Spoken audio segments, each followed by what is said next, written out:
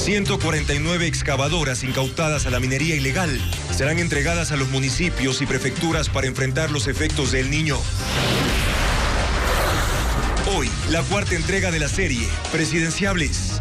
¿Qué solución proponen al problema de la salud? La fiscal general del Estado demandará a aquellos que la acusaron de haber plagiado su tesis en la Universidad Central. Las instituciones públicas con más de 20 trabajadores deben tener guarderías o pagar $93 por cuidar de cada hijo. Hoy despegó el primero de 6 vuelos de la Fuerza Aérea Ecuatoriana con alimentos y medicinas para abastecer a Galápagos. El municipio de Guayaquil acató una orden judicial para que la marcha de los grupos LGBTI se lleve a cabo en la avenida 9 de octubre. Amigos, bienvenidos a una nueva jornada de noticias en Televistazo Estelar en este jueves 29 de junio.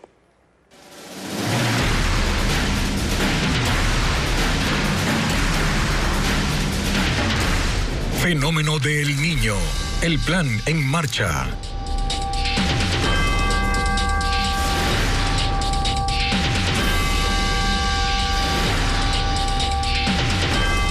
El gobierno remitirá a la Corte Constitucional un decreto ley para entregar a los gobiernos seccionales la maquinaria incautada durante las operaciones contra la minería ilegal. Son más de 100 excavadoras y retroexcavadoras que se habilitarán para enfrentar al fenómeno del Niño en varios territorios del Ecuador. Paul Romero con el tema.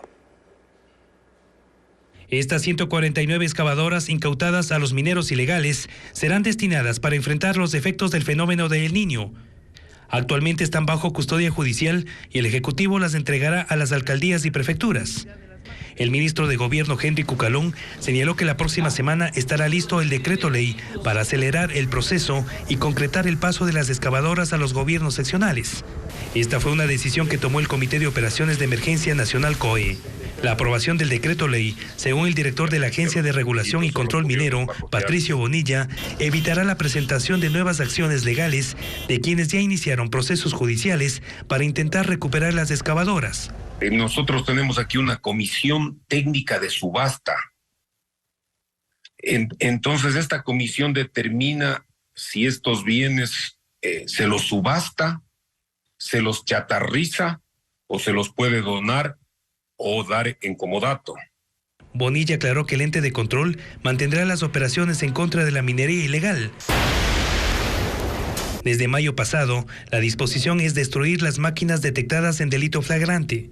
Ahora, las que sean posible pasarán a manos del Estado y serán habilitadas para la emergencia. Hay maquinarias que están muy adentro en sitios ya complicados de evacuar, en donde para la agencia o para el personal de Fuerzas Armadas y la Policía Nacional es difícil evacuarlas porque se necesita técnicos que las puedan sacar. El costo es muy elevado, entonces se analizará ahí qué es lo que se haga o neutralizarlas de qué forma. Fue durante la operación Manatí, realizada en febrero de 2022 en el sector de Yotzupino, Napo, cuando la Policía, Fuerzas Armadas y la Agencia de Regulación de Control Minero incautaron las excavadoras. Cada una está valorada entre $100 y $150,000. Investigaciones del Gobierno Nacional y de la Escuela Politécnica del Litoral indican que hay altas posibilidades de que la intensidad del fenómeno del Niño sea moderada. La emergencia durará al menos 7 meses y en marzo será el pico más alto. Adriana Bermeo explica este pronóstico. El gobierno se basó en los datos de la emergencia que vivió el país entre 1997 y 1998 para elaborar el plan para enfrentar el fenómeno del Niño. El Ejecutivo concluye que hay un 84% de posibilidad de que la intensidad del Niño sea moderada.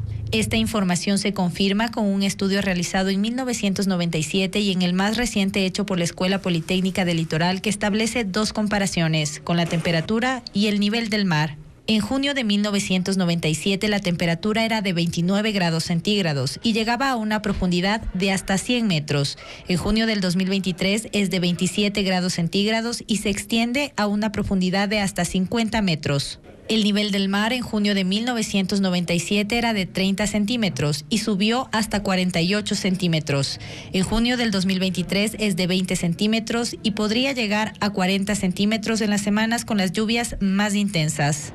Sin embargo, el oceanógrafo Franklin Ormaza advierte que cada fenómeno del Niño es diferente y los estragos que causen no siempre están determinados por las proyecciones. Científicamente nunca hemos encontrado que un fenómeno del Niño sea igualito o muy parecido al otro. El fenómeno del Niño iniciará en Ecuador entre la última semana de noviembre y la primera de diciembre. Alcanzará el pico más alto desde el 8 hasta el 20 de marzo y finalizará en junio del 2024. Serán 7 meses de lluvias con una particularidad. Su intensidad será hasta 3 veces por encima de lo normal, según el informe de la SPOL. La fuerza del Niño llegará de forma paulatina a las provincias de la costa. Primero se sentirá en Esmeraldas, luego en Manabí, Santa Elena, Guayas, Los Ríos y finalmente en El Oro. La lluvia es solo una de las consecuencias de la emergencia. El Niño, que se gesta a 8.000 kilómetros al oeste del Ecuador, también causará la disminución de peces en las costas del país por el incremento de la temperatura del agua. El Consejo Nacional Electoral aclaró que no habrá cambios en los comicios de agosto para los votantes, quienes deberán proceder igual que el pasado 5 de febrero en las elecciones seccionales. Francisco Garcés con más información al respecto. El Consejo Nacional Electoral aclaró que los electores no tendrán derecho a la observación de los escrutinios, pese a que la presidenta de ese organismo explicó que en estos comicios los electores podrían ejercer un control ciudadano, incluso tomando fotografías de las actas de escrutinio. Si bien es cierto, los ciudadanos tienen la libertad de tomar una foto del voto como ellos lo han rayado, el derecho de plantear reclamos respecto a inconsistencias o cualquier situación que considere en relación a la información que está subida al sistema es de las organizaciones políticas. Por eso los votantes se someterán a las mismas reglas de las elecciones del 5 de febrero. Es decir, deberán acudir a los mismos recintos en donde votaron el último proceso y ejercer el sufragio en la misma junta electoral. Serán 39.000 juntas las que se instalarán en 4.380 recintos electorales en todo el país. Los 279.000 miembros de las mesas serán convocados desde la próxima semana a la respectiva capacitación. El Consejo Nacional Electoral también evalúa permanentemente el estado de los recintos, principalmente en la costa, para que, de ser necesario cambiar su ubicación por efectos del clima, informar con el mayor tiempo posible a los electores. El 20 de agosto, 13,4 millones de ecuatorianos volverán a las urnas para elegir presidente y vicepresidente, 137 asambleístas y pronunciarse en una consulta popular nacional y otra consulta en Quito. La Comisión Ciudadana de Selección para la Renovación Parcial de los consejeros del Consejo Nacional Electoral terminó la fase de calificación de méritos. Algunos aspirantes subieron más de 20 puntos en el proceso de recalificación. Paul Romero con el informe. Terminó el proceso de calificación y recalificación de méritos de los aspirantes para la renovación parcial del Consejo Nacional Electoral. La Comisión Ciudadana de Selección aprobó el informe de recalificación que presentaron 72 de los 162 postulantes a 2 consejerías en el CNE. En la recalificación de méritos, como formación académica, experiencia y acción afirmativa, que se califica sobre 50 puntos, varios aspirantes lograron acercarse al puntaje requerido. Eduardo Franco Loor, quien defendió al ex vicepresidente Jorge Glass, sentenciado por corrupción en el caso Odebrecht, subió de 24.5 a 46.75 tras la recalificación de méritos. Bielka Párraga Macías, de 35.25 a 46. Los dos fueron candidatos al Consejo de Participación Ciudadana y Control Social promocionados por el correísmo, mientras que otros aspirantes como Fausto Camacho subió de 47 a 47.5, es decir, 5 décimas, y otros 0. 8 comisionados votaron a favor del informe. Andrea Romo votó en contra por inconsistencias en el proceso de recalificación. Mi voto es en contra, dado que la comisión tomó en consideración documentos presentados de manera extemporánea para la recalificación. Continúe con la votación, por favor. En contra. Los comisionados que votaron a favor señalaron que el proceso se ajusta al reglamento. Ahora llega la fase final del concurso para la renovación parcial del CNE, la prueba oral y escrita por otros 50 puntos. Continúan los enfrentamientos con la fuerza pública en Francia. Andrea Báez con más detalles de estos hechos que persisten en ese país. Andrea. Sí, Juan Carlos, ahora una marcha multitudinaria por el joven muerto a manos de un policía derivó en desmanes y enfrentamientos con la fuerza pública. El municipio de Nanterre y otras ciudades han sido escenario de manifestaciones violentas, informa Pedro Jiménez. La manifestación de esta tarde reunió a miles de personas, en su mayoría miembros de las comunidades de inmigrantes en Francia. Hicieron un homenaje a Nael, el conductor de 17 años, que hace 2 días recibió un disparo al intentar huir de un control policial. Los inmigrantes en ese país son llegados de Argelia, Marruecos, Túnez y así también países europeos. Suman 8.5 millones de personas, casi el 13% de la población en Francia. Y algunos participantes en la marcha creen que la muerte del joven se debió a su ascendencia árabe. Son cosas que pasan cuando eres francés pero con raíces extranjeras, decía este activista. No somos considerados franceses y solo miran el color de nuestra piel. Aquí tenemos algo que parece una ejecución, aunque veremos qué arroja la investigación y qué dice la justicia.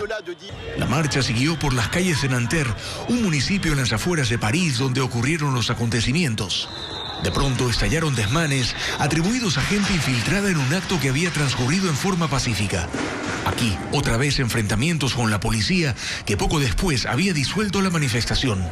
El control en las calles se mantiene en previsión de nuevos eventos de violencia, como los ocurridos ayer por segunda noche consecutiva, cuando efectivos antimotines fueron desplegados en un intento de contener los actos de vandalismo. Decenas de vehículos y un tranvía fueron incendiados, hubo destrucción de bienes privados y públicos y saqueo de supermercados y otros locales comerciales. Más de 150 personas fueron detenidas y en municipios aledaños se ha decretado toque de queda de 8 de la noche a 6 de la mañana para evitar incidentes. El presidente de Francia, Emmanuel Macron, hizo un llamado a la calma. Condenó la muerte del adolescente a manos del policía, pero además dijo que los actos de violencia desatados por manifestantes son injustificables. Las protestas se replicaron en otras 6 ciudades francesas, mientras que las autoridades civiles y policiales temen que el conflicto genere un caos de origen racial. El Ministerio de Defensa de Rusia reporta que 530 soldados ucranianos están entre las bajas del último ataque contra instalaciones militares en Kramatorsk. El vocero ruso dijo que esa cifra corresponde a muertos y heridos en el ejército ucraniano, que por otra parte hace avances en la contraofensiva para la recuperación de territorios. Tropas de Ucrania entrenan a menos de 20 kilómetros de la primera línea de ataque.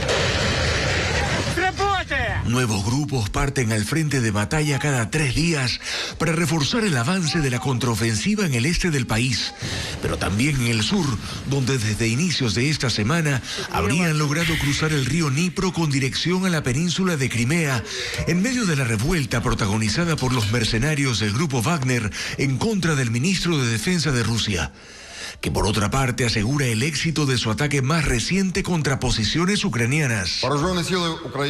El vocero de esa dependencia rusa alega que han destruido vehículos de combate ucranianos, depósitos de armas y bodegas, así como reservas de combustible para la movilización de fuerzas del Kremlin. Pero además aseguran que hay 530 militares entre las bajas recientes de Ucrania, incluidos 2 generales y 50 oficiales.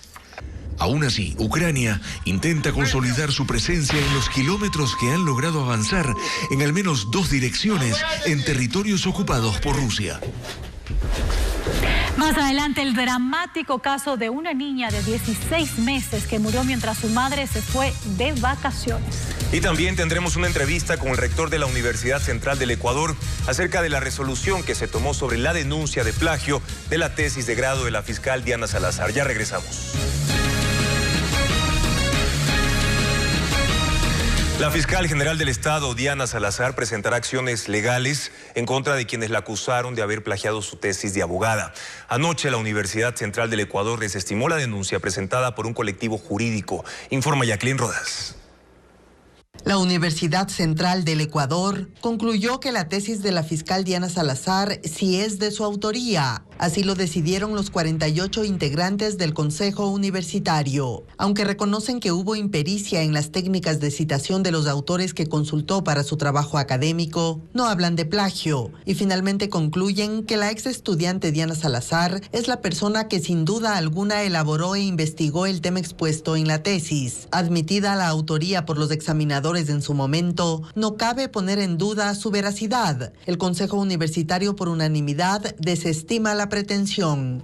El pasado 22 de mayo, el colectivo Acción Jurídica Popular, del que forma parte la esposa del sentenciado y preso Freddy Carrión, ex defensor del pueblo, presentó un pedido a la universidad para que revoque el título de Salazar por presunto plagio. Ahora, con la resolución académica a su favor, la fiscal anuncia: he tomado la decisión de actuar también por la vía legal, pues no permitiré que nadie, y menos unos cuantos sentenciados por delitos execrables y sus allegados, intenten dañar mi buen nombre. La defensa de la fiscal anticipó que analizan opciones como una demanda civil por daño moral o denuncias penales por calumnia o injuria. Patricia Schettini, esposa de Carrión, exhortó a la fiscal para que la demande.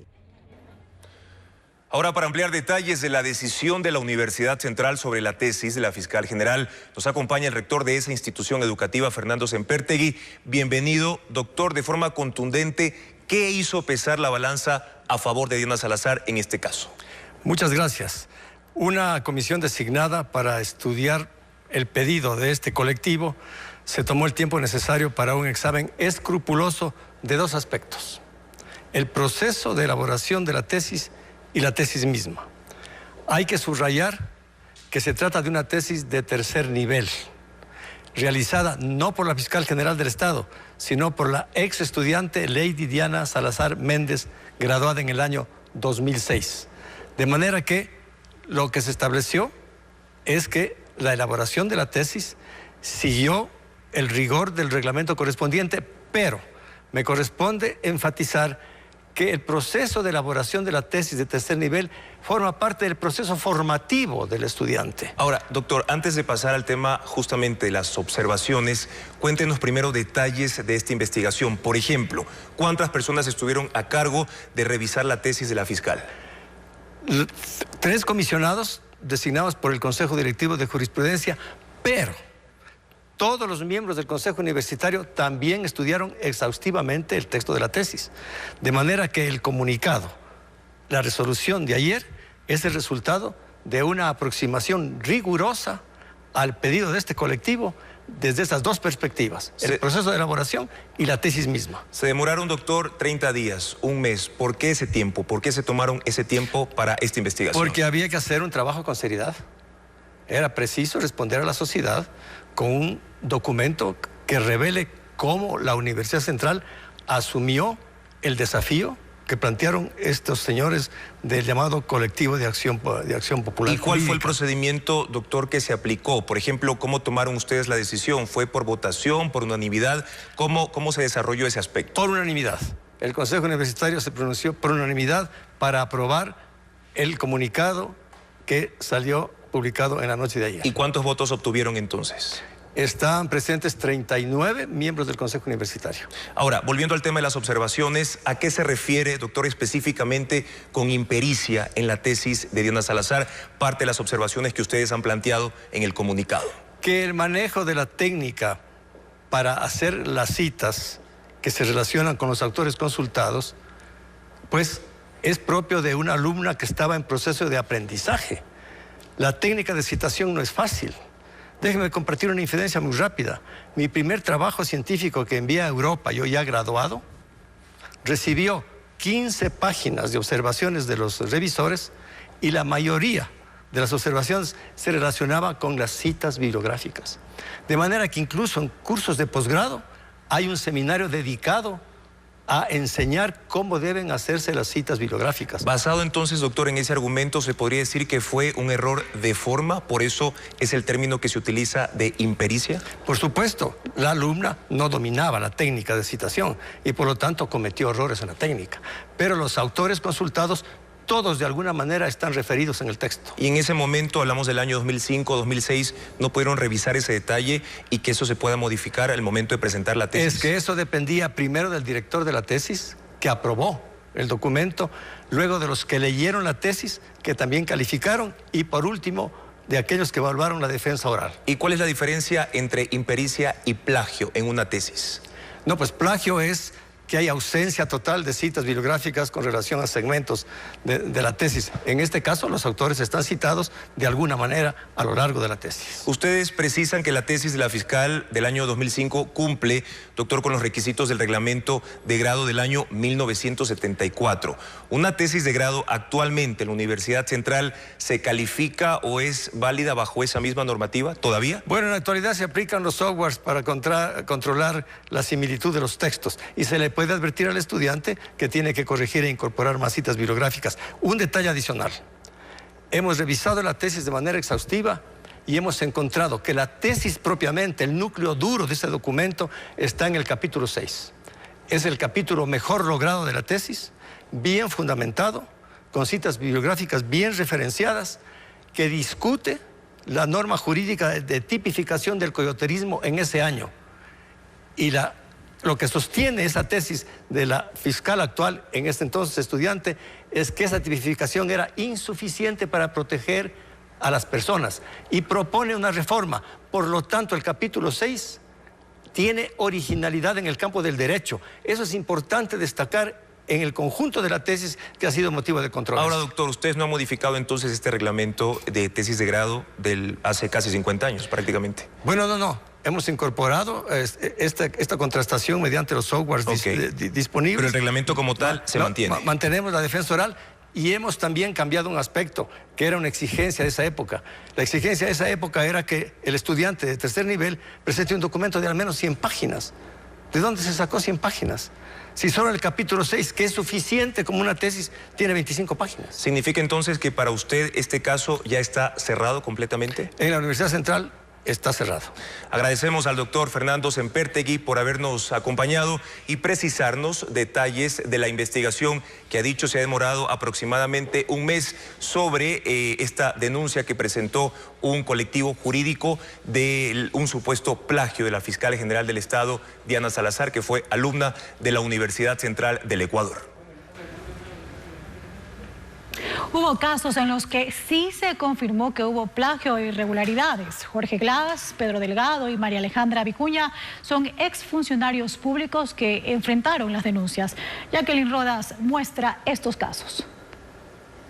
Era 2012 y Jorge Glass estaba en campaña para ser vicepresidente de la República, cuando legisladores denunciaron que la tesis con la que se graduó de ingeniero electrónico tenía 50 páginas plagiadas de los sitios Rincón del Vago y monografías.com. El entonces fiscal general Galo Chiriboga archivó el caso y la Escuela Politécnica del Litoral creó una comisión para evaluar la tesis. La resolución de la ESPOL se hizo pública un día después de que Glass y Rafael Correa ganaron las elecciones.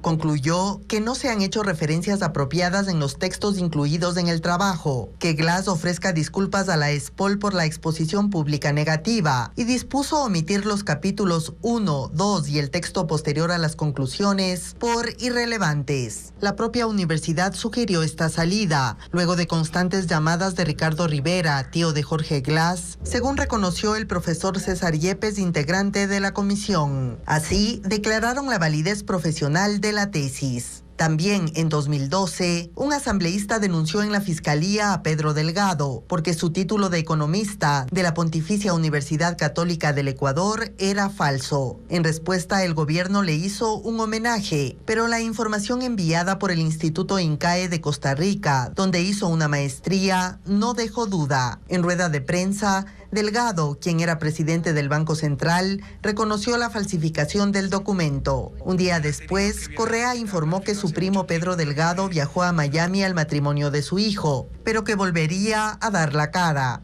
Eso nunca ocurrió. En abril de 2019, la Universidad de Guayaquil anuló el título de la ex vicepresidenta de la República, María Alejandra Vicuña. El Consejo Universitario resolvió que la maestría en Administración de Empresas, que estudió entre 2007 y 2016, se obtuvo de forma irregular, alterando registros y falsificando actas y notas. Destituyeron a 13 funcionarios implicados y el rector envió el caso a la Fiscalía, pero la investigación penal se archivó en 2021.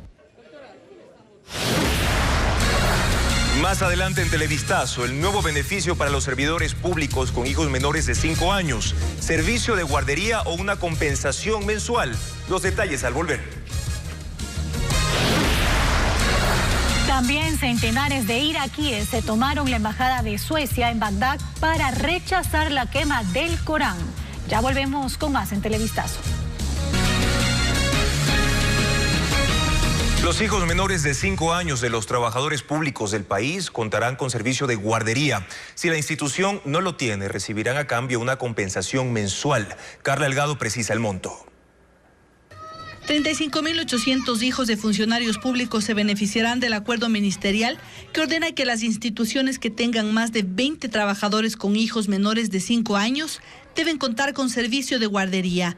La normativa explica que las entidades que no brinden este servicio podrán implementarlo o suscribir un acuerdo con una guardería cercana a la institución. Si no escogen ninguna de estas opciones, deberán entregar a los trabajadores una compensación de $93 que estará debidamente justificada. Esto lo hace el gobierno porque hay que cumplir con la Corte Constitucional que emitió un dictamen al respecto y es de carácter obligatorio, porque lo dice la Ley Orgánica de Servicio Público, LOSEP, porque lo dice su reglamento, porque lo dice la Ley de Derecho de Cuidado Humano, pero sobre todo porque esto es justo. Para acceder a esta retribución deben presentar la partida de nacimiento, que acredite la afiliación y edad del hijo, además del certificado laboral, de ser el caso del cónyuge, que indique que no percibe este beneficio en la institución que labora. Ese valor no será cargado al presupuesto general del Estado, sino de cada institución de acuerdo a la necesidad. En total, son 318 entidades. ¿Cuánto significa al año? $125.000 al año por institución en promedio. Y digo en promedio, Carla, porque unas instituciones tienen más funcionarios que otras. Se analiza si este beneficio se extiende a las empresas privadas. En el caso del fallecimiento del servidor a cargo del beneficiario, el monto se otorgará a la persona que legalmente quede al cuidado del niño. El acuerdo ministerial será publicado en el registro oficial para que entre en vigencia. Un artefacto explosivo fue lanzado contra un edificio en el norte de Guayaquil. La bomba no estalló, por lo que se ejecutó un operativo para una detonación controlada. Las actividades en el sector, mientras tanto, se interrumpieron por algunas horas. Y claro que no fue un día normal para quienes diariamente laboran en este edificio al norte de Guayaquil. Ellos que llegaban a sus trabajos y por ahí mismo se iban enterando que en la madrugada lanzaron un artefacto explosivo que se había quedado en un techo sin detonar. Entonces llamaron a la policía.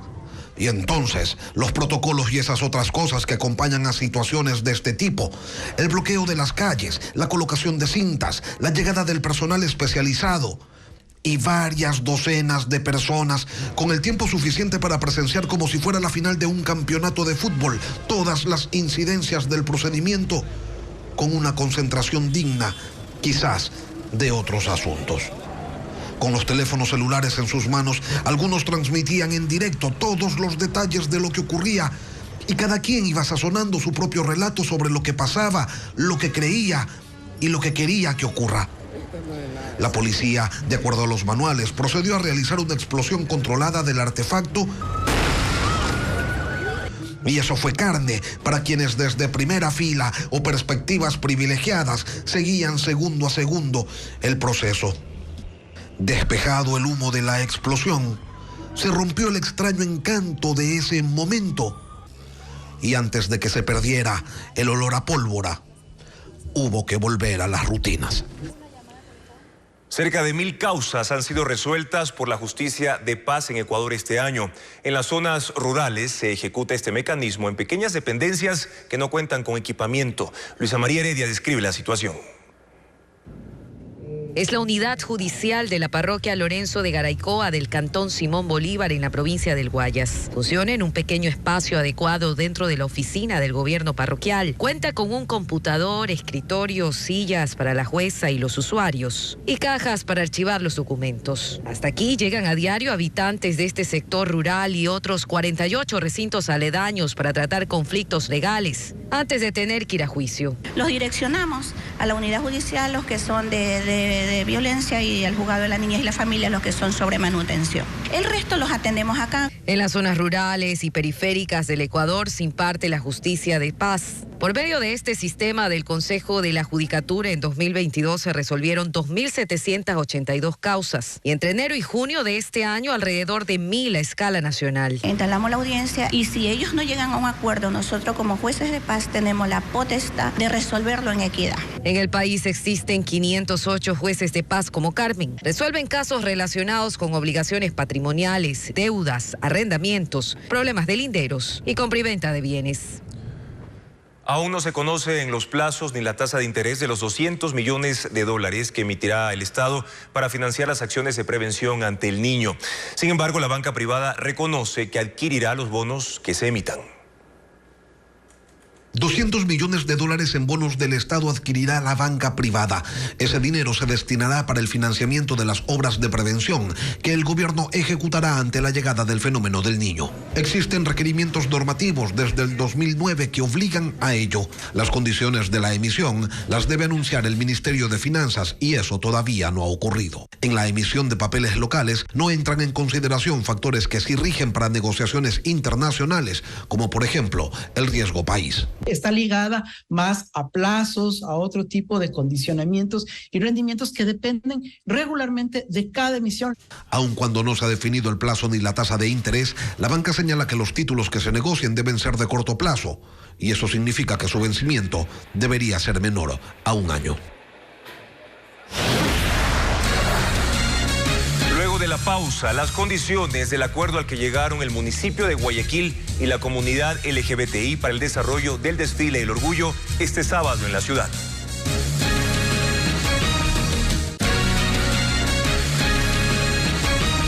Una jueza dictó prisión preventiva para uno de los involucrados en el secuestro de un empresario italiano en Guayaquil.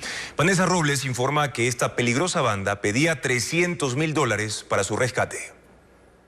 Luego de 5 días secuestrado, Benny Colónico, el empresario italiano, apareció fuera de su restaurante la noche del miércoles. Según el parte policial, la víctima fue abandonada en el kilómetro 25,5 de la vía La Costa, luego de que los delincuentes lo mantuvieran en 3 casas diferentes. Se desplegaron varios operativos de inteligencia para ubicarlo, uno de ellos en la vía La Costa, donde hubo un sospechoso abatido y otro detenido, que fue clave para localizar al empresario, detalló el ministro del Interior. El rapto ocurrió la tarde del viernes 23 de junio, cuando 4 personas, 2 de ellas disfrazadas como policías, llegaron a su local en La Garzota. Con armas cortas y largas lo sometieron y se lo llevaron. Los secuestradores exigían $300.000 para liberarlo. El negocio, que ocupa 7 locales acá en el sector de La Garzota, no dejó de funcionar durante los días en que estuvo secuestrado su propietario, quien de hecho hoy se reintegró a sus actividades habituales acá en el restaurante. Tras la audiencia de formulación de cargos, un juez dictó prisión preventiva por secuestro extorsivo para un sospechoso, mientras la policía trata de localizar a los otros implicados. El Ministerio de Defensa y las Fuerzas Armadas habilitaron vuelos humanitarios para llevar alimentos y medicinas a Galápagos. Diego Cuenca informa que transportarán 30 toneladas de productos ante la escasez en las islas. Son 6 vuelos humanitarios que desde este jueves empezarán a llevar alimentos y medicinas desde Guayaquil hasta Galápagos. El primer avión en salir será un Boeing 737 de la Fuerza Aérea Ecuatoriana, que llevará 3 toneladas de productos a la isla San Cristóbal, la segunda localidad más afectada por el desabastecimiento, donde hay más de 7,000 habitantes.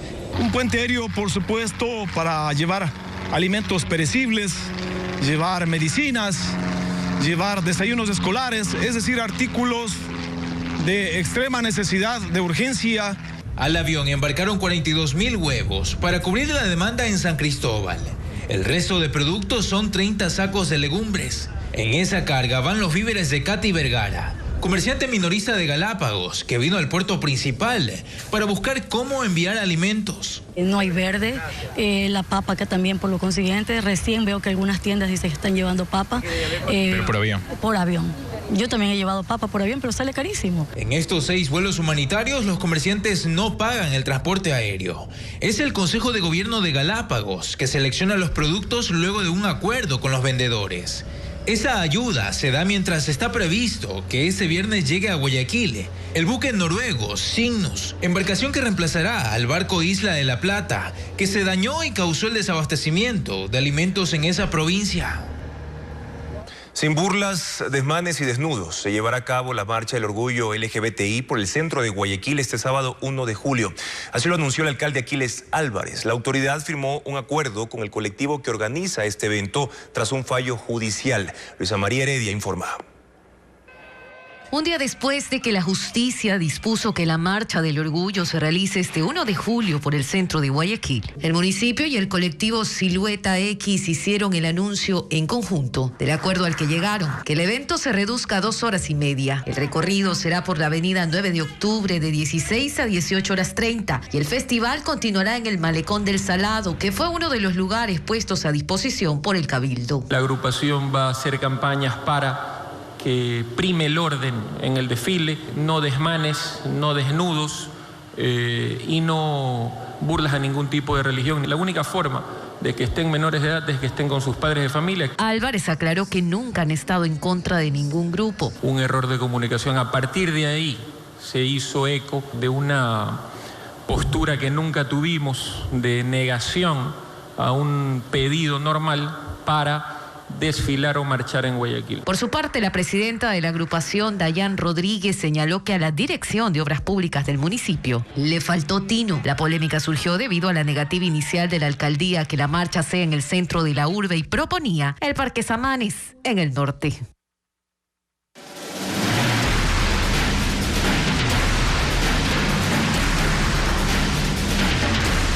Fenómeno del Niño. El plan en marcha.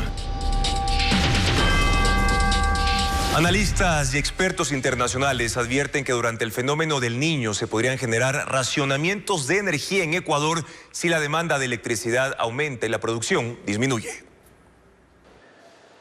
Para los analistas y expertos eléctricos, las alertas están encendidas. ¿Cómo enfrentar los escenarios por la amenaza del fenómeno de El Niño en la producción y distribución de energía hidroeléctrica? Es el debate en un seminario que agrupa a delegados de las entidades gubernamentales y empresas relacionadas a esta actividad. Según Hernán Verdugo, director del Comité Ecuatoriano de Integración Energética, el panorama no es favorable. Es que va a haber más demanda de energía en el sector costero, porque habrá calor, habrá más demanda de aire acondicionado, entonces debemos de alguna forma prepararnos para eso. Sobre todo a finales de año, cuando llegue el estiaje, es decir, el nivel más bajo de agua, especialmente en la región amazónica, donde están las centrales que generan electricidad para el país. Entonces, si nos falta agua, la producción es mucho menor, pero yo pensaría que no descartaríamos racionamientos si es que no podemos como sociedad bajar el consumo, por ejemplo, utilizar lo indispensable tanto en la industria, en el sector residencial. Con eso coincide el consultor brasileño Eduardo Neri. Que sabiendo que este periodo va a ocurrir de una manera más crítica a partir de noviembre de este año, que por ejemplo, que se pueda hacer almacenamiento de producción anticipada. Otra opción es negociar la compra de electricidad a Perú o Colombia. Todo depende del impacto del Niño. Industriales ecuatorianos iniciaron las negociaciones con Brasil y Uruguay para la importación de 30.000 toneladas de arroz, tras conocer que Colombia no tiene producto para exportar. William Young con la actualización de este tema. Hace 2 semanas, el ministro de Agricultura anunció que Ecuador importaría arroz. Las negociaciones iniciaron con Colombia y el gobierno dejó eso en manos de los industriales que quieren traer inicialmente 30.000 toneladas. Pero ahora desde el sector privado aseguran que las cosas cambiaron y se complican. Colombia no tiene producción suficiente para exportar y su próxima cosecha sería dentro de un mes. En un principio el primer contingente son las primeras 30.000 toneladas, que es lo que le estoy indicando, y no ha habido mucha intención de venta porque hay una realidad. Colombia es un país importador de arroz. Por eso, ya iniciaron negociaciones con Brasil y Uruguay. Aunque ese arroz tardaría en llegar al menos 45 días. Hay otro retraso. Según el representante de la Asociación de Industriales Arroceros, el Ministerio de Agricultura aún no aprueba ninguna de las 30 solicitudes para obtener un cupo de importación. Y ya han pasado 2 semanas. Y sobre todo, que un punto muy importante, que sea el arroz no pilado, sino que venga el arroz en cáscara para que las industrias arroceras tengamos materias primas para ser procesadas y así no se paralicen nuestras plantas, y que sea una importación ordenada, controlada, para que se importe estrictamente lo necesario. Recordó que la última vez que se importó arroz fue durante el fenómeno de El Niño de 1998. Llegaron 200.000 toneladas. De forma simultánea, el ministerio y los productores esperan la convocatoria a la audiencia judicial para resolver la acción de protección presentada por los agricultores para detener definitivamente la importación. 7 provincias concluyeron el proceso de calificación de candidaturas y ya tienen las listas completas para asambleístas provinciales. La decisión permitirá al CNE adelantar la impresión de esas papeletas, como informa Francisco Garcés. El Consejo Nacional Electoral intenta adelantar lo máximo posible la elaboración de los insumos para los comicios del próximo 20 de agosto. Y 7 provincias facilitan el proceso, pues cerraron este jueves la inscripción de candidaturas para asambleístas provinciales. Son Bolívar, El Oro, Esmeraldas, Imbabura, Tungurahua, Zamora y Azuay, que en conjunto representan más de 2,7 millones de electores. Concluida esta parte del trámite, el siguiente paso lo dará el CNE y tiene que ver con una validación administrativa, es decir, revisar que los nombres, las fotos y todos los datos que deben estar en cada papeleta sean los correctos.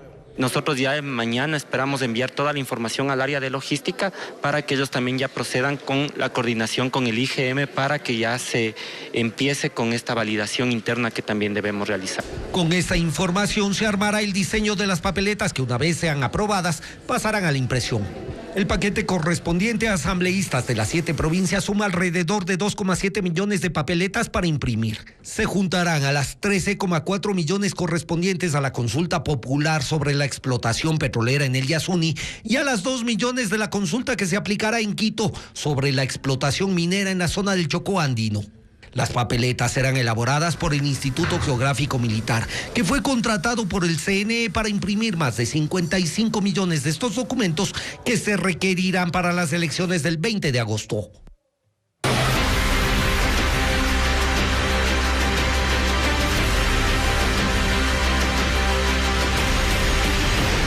Presidenciables. ¿Qué solución proponen a estos problemas? Después de la pandemia, el sistema de salud pública requiere un tratamiento político urgente. Resolver problemas como el abastecimiento de medicamentos en la red pública de salud, el equipamiento de hospitales y también la contratación de médicos, enfermeras y auxiliares para acelerar las atenciones. Esta es la radiografía del sistema de salud del país.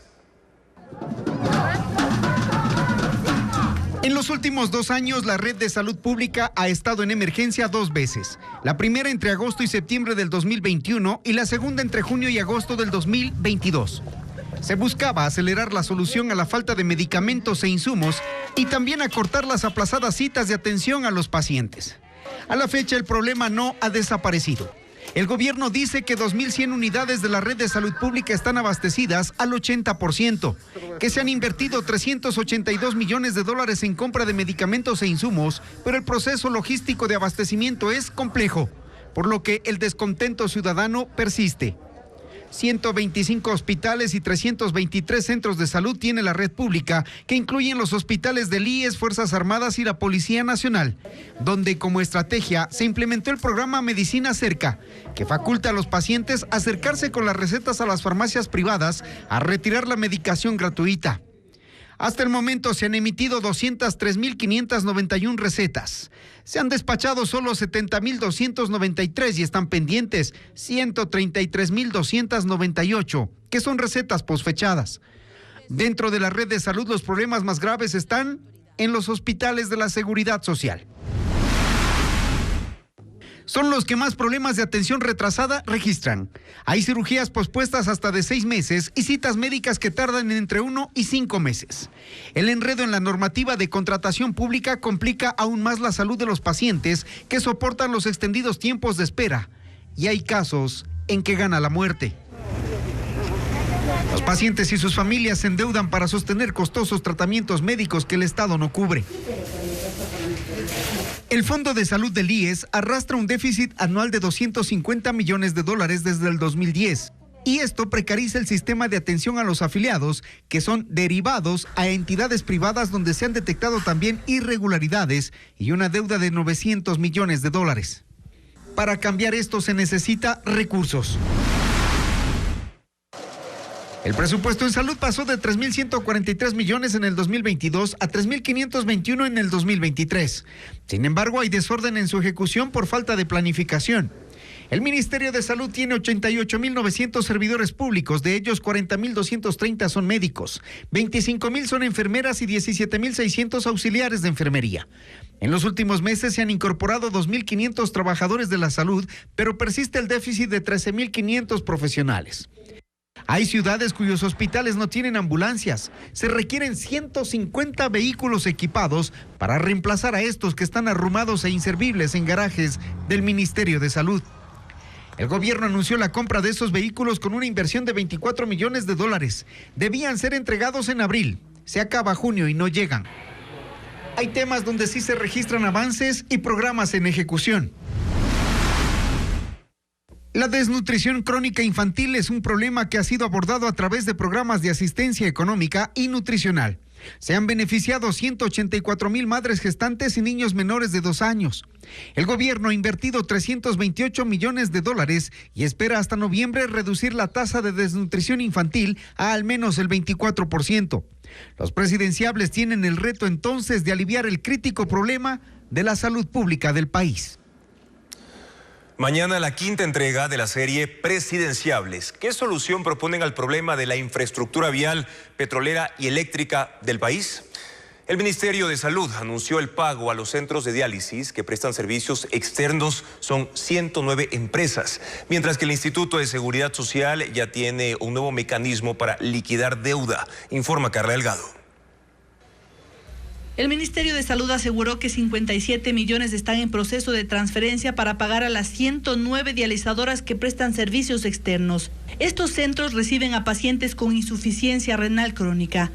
En total, atienden a 19,000 personas. Representantes de estas empresas denunciaron que había facturas pendientes desde septiembre de 2022. Hasta mayo de 2023 se ha cancelado unos $309 millones.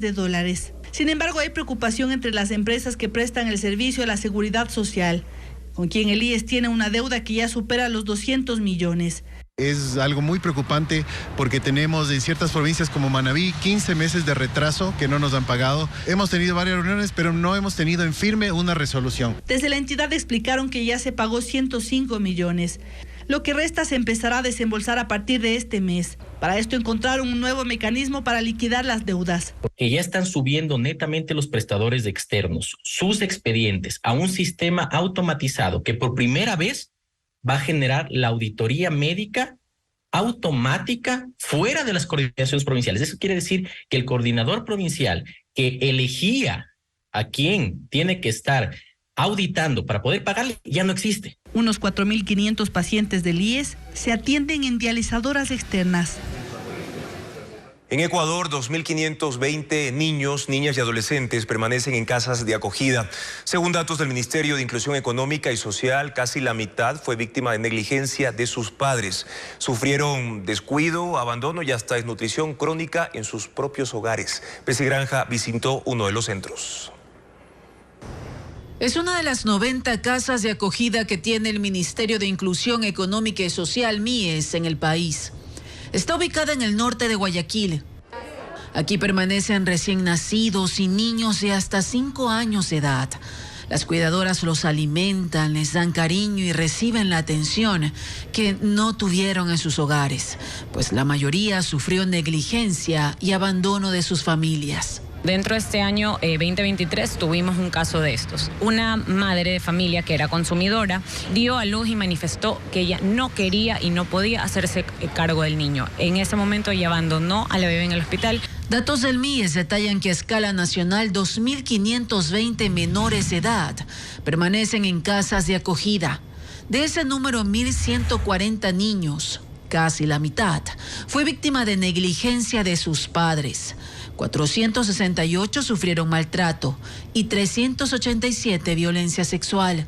Son las 3 principales causas de ingreso, pues existen otras como orfandad, trata de personas y situación de calle. Creamos, a pesar de que nunca se reemplace en la totalidad, un contexto de hogar, las 5 alimentaciones del día, y también tengan las atenciones de salud psicológicas, psicosociales, actividades de esparcimiento. El funcionario detalla que cuando conocen un caso, el MIES trata de que el menor no sea separado de su entorno familiar. Sin embargo, hay excepciones. Si esto no puede por un tema de maltrato, ampliamos a la familia, es decir, la familia ampliada, tíos, tías, abuelos.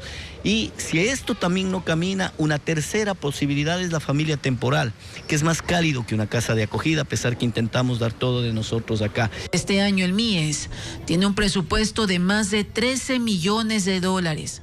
En julio se cumplirá la reestructuración de 2 casas hogar de Guayaquil, donde viven 72 pequeños. Al puro estilo de James Bond, este intrépido mapache realiza una gran hazaña: no caer del techo, y para ello se sujeta cuidadosamente de patas y manos. Parece una misión imposible, pero la logra sin ningún rasguño. El video publicado en TikTok tiene más de 1.2 millones de reproducciones. Criaturas australianas brillan en el mar. Miles de gusanos fosforescentes producen esta belleza al borde de las playas. Las fotografías de Jordan Robbins fueron publicadas en Instagram en la cuenta de Earth Fervor y tiene más de 5,000 likes. La lectura inspira y la sabiduría es infinita, como esta torre de libros que hace parte de la Biblioteca de Praga en la República Checa. Una verdadera obra de arte hecha con más de 8,000 libros apilados de manera circular y que hacen pensar en un juego de Jenga. El video publicado en la cuenta de Rave in the Sky tiene más de 9 millones de reproducciones. Si te descuidas, te lleva el tren, pero al más allá. Esta experiencia única en el mundo se puede vivir en Vietnam, en la original calle del tren. Lugareños y turistas están a pocos metros de la locomotora y pueden vivir así esta arriesgada aventura. El video de Cynthia Balog tiene más de 400,000 reproducciones en Instagram.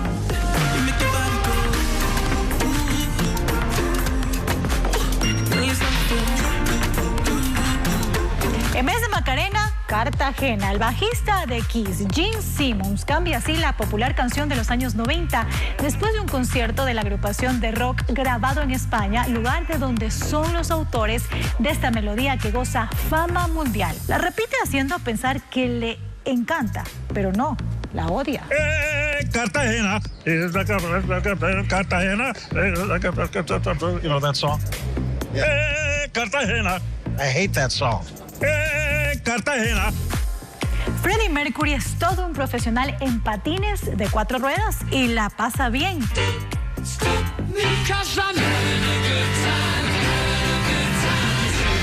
La inteligencia artificial recreó al líder y vocalista de Queen divirtiéndose y haciendo gala de su habilidad al patinar. El video en la cuenta de Junk Boxai tiene más de 2,000 likes. Madre no hay, sino una. Se ve en este video de 2 nutrias. La madre acaricia la cabeza de su cría plácidamente acostada sobre ella. Las dos flotan en medio de un paisaje acogedor de aguas británicas en Canadá. El video tiene 28,900 likes y alcanza las 399,000 reproducciones. Recuerde que más información usted lo puede encontrar en nuestro portal www.ecuavisa.com. En 5 países de Iberoamérica se realizó un concurso para elegir proyectos que permitan sobrevivir en Marte. En Ecuador, el evento se llevó a cabo en una universidad de San Borondón. Diego Cuenca describe la propuesta ganadora.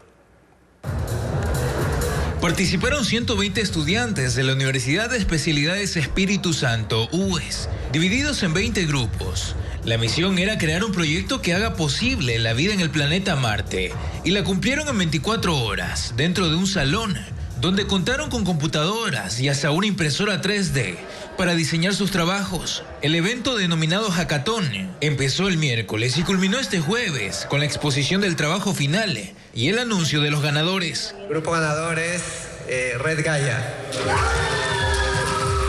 El grupo Red Gaia estuvo integrado por 6 estudiantes de arquitectura y diferentes ramas de ingeniería, quienes crearon un sistema que reduce la radiación en espacios cerrados. Para eso proponen usar hongos que absorben la radiación y diseñaron que esas especies debían estar dentro de esta cápsula. Una vez listo el prototipo, lo imprimieron en 3D. Una catástrofe como la ocurrida en Chernóbil, que fue un golpe para la humanidad, nos dé como frutos estas nuevas especies de hongos que van a ayudar a revolucionar la industria como la conocemos y poder ayudar a mucha gente que sufre a diario con las emisiones de radiación. Porque es una solución que planteamos no solamente a nivel global, sino ir más allá, que en este caso sería Marte. Entonces, ver que toda esa organización y todo ese desempeño de cada uno de nosotros dio frutos. El evento también se realizó en simultáneo en Colombia, Perú, Puerto Rico y República Dominicana. El grupo ganador de cada país participará en la segunda fase, que será en octubre en Ecuador, nuevamente en la UES. Los ganadores podrían ser embajadores de Ecuador en la NASA. Pero los equipos serán conformados por estudiantes de diferentes países. Entonces va a ser equipos internacionales y se va a sacar otro ganador. Estos 2 equipos pues viajarán a Houston, al Space Center. Este concurso iberoamericano, que se llama Reto Marte, lo realiza la organización virtual Educa, que busca fomentar el desarrollo de soluciones para habitar en el planeta rojo. El Instituto de Meteorología e Hidrología emitió una nueva alerta por el incremento de radiación y altas temperaturas en el callejón interandino. Sofía Vintimilla informa que este año se han emitido 31 advertencias por variaciones climáticas. La alerta meteorológica fue emitida por el INAMI este 28 de junio debido a un incremento de temperatura y altos niveles de radiación. El reporte estableció que esta condición climática se mantendrá al menos 4 días más en el país. Los próximos días, o sea, la siguiente semana también se espera que la temperatura diurna tenga condiciones similares. Analistas del Instituto de Meteorología e Hidrología explicaron que el aumento de radiación y temperatura se da por una disminución de la cantidad de humedad en la atmósfera, propia de la época seca. Como ahorita tenemos cielos despejados, la semana pasada tuvimos igual casi todos los días cielos despejados, es por eso que la radiación es directa. Sin embargo, no descartan que en varias regiones del Ecuador se produzcan lloviznas. En horas de la tarde y noche, en la Amazonía, mañana va a haber presencia de lluvia. Y en la región litoral, estos días, durante la noche, también se puede activar algún evento de precipitación. El informe de alerta meteorológica señala que en el callejón interandino, en especial en la parte norte, tendrán el mayor incremento de temperatura y radiación. Algunas partes de Pichincha, de un poquito de Cotopaxi. Durante el 2023, el día que hasta el momento ha registrado la mayor temperatura fue el 19 de junio. Snacks amazónicos se consumirán en una aerolínea panameña. Se trata de productos como plátanos, papas y yucas orgánicos. Esta lista de alimentos ha logrado ya la incursión en el mercado internacional. Elizabeth Quesada cuenta que son 600 familias las que se benefician con el convenio.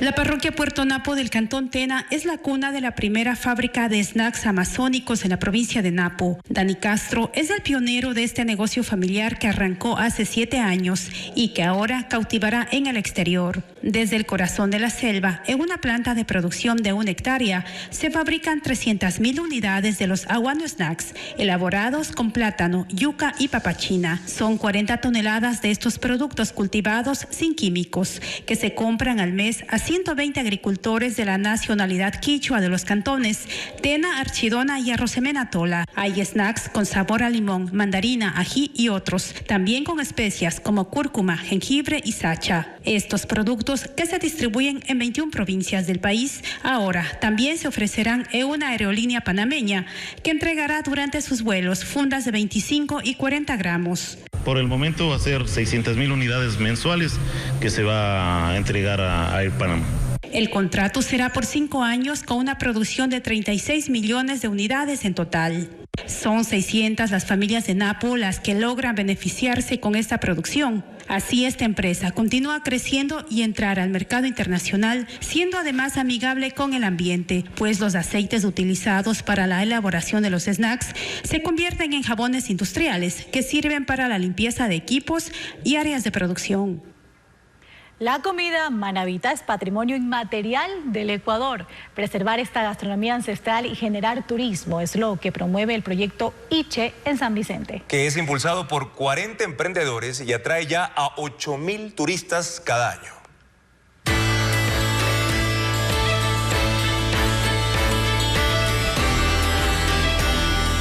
Hablar de la gastronomía ancestral de Manabí es recordar el maní, el verde, la salprieta o los mariscos. Pero también es conocer al horno manabita, que se usa para 16 técnicas de cocción. Desde 2021, el proyecto ICHE en San Vicente, Manabí, con un laboratorio, una escuela, un restaurante y una ruta gastronómica, busca preservar la tradición. Posicionar la comida manabita en todo el mundo. Tienen la oportunidad de estar en una finca de cacao y eso se vincula con el tema de la pesca artesanal, con el recorrido de los manglares. A la ruta gastronómica y turística se han sumado 40 restaurantes, productores y operadores de Sucre, Jama, San Vicente y Pedernales, que muestran la comida ancestral de Manabí a 8.000 turistas al año. Todas nuestras comidas principales tienen este sabor a leña, a humo. Esto es lo que nos hace esta identidad manabita tan poderosa. ICHE trabaja con productos de sus huertos. Pero aunque se preparan platos típicos como el seco de gallina criolla, ellos lo hacen de una forma innovadora. La gallina le hemos aplicado una técnica de la cocina francesa que es el confitar. ¿Y qué es lo que hace? Que la gallina queda suavecita como caramelizada. Te podemos mostrar alrededor de unos 300 versiones de platos, de postres. En el laboratorio los productos tradicionales son transformados. Con el pechiche hacemos una mistela, podemos hacer vinagre de maduro, por ejemplo. Toda esta tradición se imparte además en la escuela de ICHE, que ya ha formado 52 chefs. La intención es mantener la tradición e incrementar el turismo gastronómico.